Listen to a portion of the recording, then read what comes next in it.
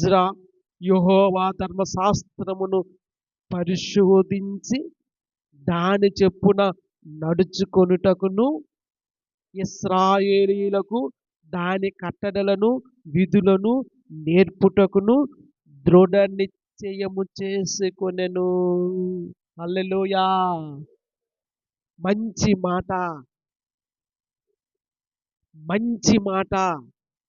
ప్రియులారా, ఇటువంటి వ్యక్తుల ద్వారా దేవుని చిత్తము నెరవేర్చబడతా ఉంది. ఆయన ఏం చేశాడో తెలుసా?